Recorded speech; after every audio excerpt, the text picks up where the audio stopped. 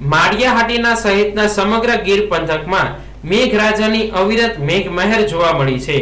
પ્રથમ રાઉન્ડના 24 કલાકમાં માળિયાહાટીના શહેરમાં 182 મીમી એટલે કે આશરે 7 ઇંચ જેવો સારો વરસાદ નોંધાયો હતો। બાદ ગઈકાલે વધુ 7 ઇંચ વરસાદ નોંધાયો હતો।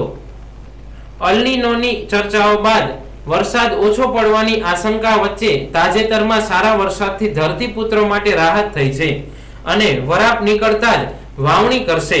તાલુકાના ગામોમાં પણ સારો વરસાદ વરસ્યો છે તો બીજી તરફ શહેરની મેઘલ નદી અને લાઠોદરિયા નદી બે કાંઠે વહેતી થઈ છે। મેઘલ નદીમાં આવેલ રુદ્રેશ્વર મહાદેવ મંદિરમાં કુદરતી જળાભિષેક થયો છે।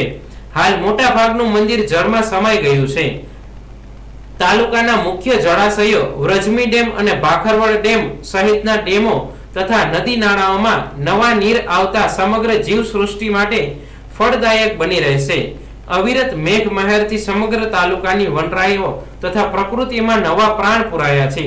માળિયાહાટીનામાં આજે 2 કલાકમાં 4 ઇંચ વરસાદ થતા જળબંબાકારની સ્થિતિ સર્જાઈ હતી। વરસાદના પ્રથમ રાઉન્ડમાં જ 25 ઇંચ જેટલો વરસાદ પડ્યો છે। આ સાથે માળિયાહાટીનામાં અવિરત મેઘમહેર થતા શહેરના નીચાણવાળા વિસ્તારોમાં પાણી ભરાયા છે। મફત પ્લોટ, પટેલ સમાજ શાક માર્કેટ, રણછોડનગર સોસાયટી, જલારામ મિલ પ્લોટ સહિત નદી કાંઠા વિસ્તારમાં પાણી ભરાતા જનજીવન અસ્ત વ્યસ્ત થયું છે। ત્યારે તાલુકાના વાંદરવડ ગામે એક એસટી બસ ફસાઈ ગઈ હતી। તંત્ર દ્વારા બસને સલામત રીતે બહાર કાઢવા કવાયત હાથ ધરવામાં આવી હતી। પ્રથમ વરસાદે સિઝનનો 50% જેવો વરસાદ વરસી જતા વરસ સારું જવાની પ્રબળ સંભાવના જોવાઈ રહી છે।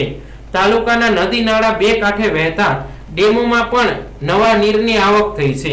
તાલુકાની જીવાદોરી સમાન ભાખરવડ ડેમ તથા વ્રજમી ડેમ ઉપરાંત ચેક ડેમો પાણીથી ભરાયા છે। 3 દિવસમાં 25 ઇંચ વરસાદ વરસ્યો છે।